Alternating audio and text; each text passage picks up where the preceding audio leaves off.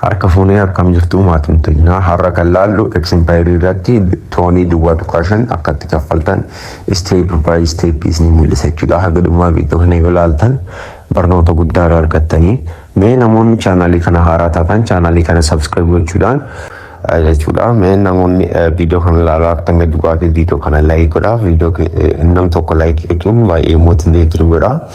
Okay, jalqaba kan isin barbaachisu toonii kana kaffaluudhaaf jalqaba toon keepperii keessanirraa toonii duwwaa tuqaashan qabaatuuti qabdan jechuudha. Yoo waaleetii biraarra ta'e ammoo duwwaa tuqaa jaha ta'uu qaba. Maaliifi transaction ifumaan kutata jechuudha. Akkuma argitan duwwaa tuqaashan asirraatiin qaba jechuudha. Haala kanaan asirraan dhufaa Expiry keenyarra yeroo jalqaba ilaaluutti barbaanne mallattoo sadiin kana al tokkotti buuna. Sana booda airdrop bakka dhufan irreen seenna jechuudha. Sana booda waaleetii qofa connect godheera. Make toon transaction kan jedhu kana an kaffalee jiru jechuudha.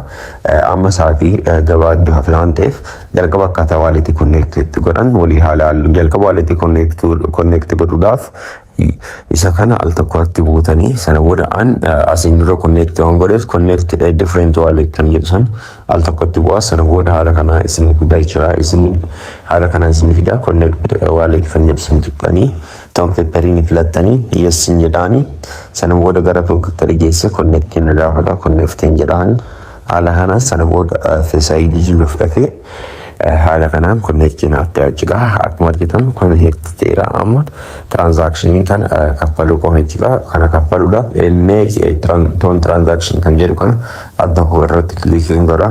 Sana booda open wallet kan jedhu kana al tokko itti bu'a jechuudha. Sana booda akkuma argitan haala kanaan naaf jechuudha. Kana as dura baasuudhaan akkuma haaluma kanaan nan kaffala jechuudha. Amma kaffaleetiin jira.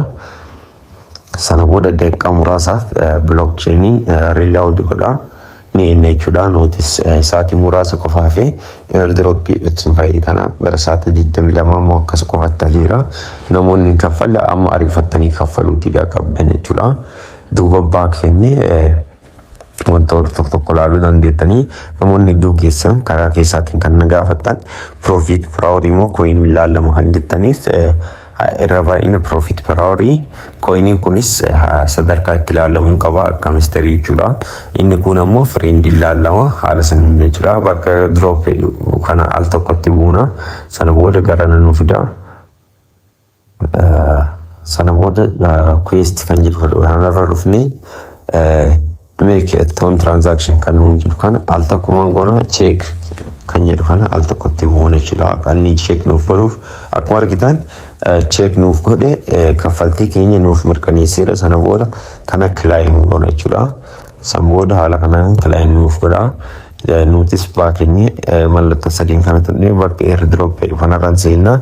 Sana booda akkuma argitan raayitiin mallattoo raayitii irra nuuf kaa'eera. Kana booda kaffalleerra jechuudha.